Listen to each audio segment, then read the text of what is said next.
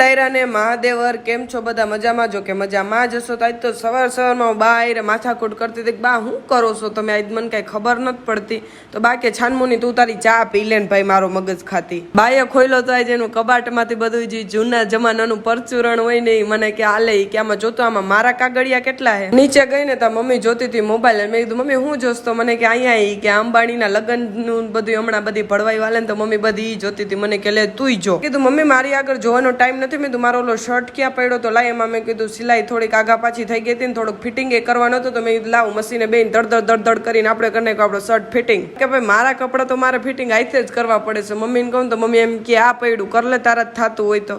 પૌવા બટેટાનો programme એટલે આપણે કરી લીધી બધી સામગ્રી ટાપોટાપ રેડી. બેન બેહાડ દીધા ખાવા.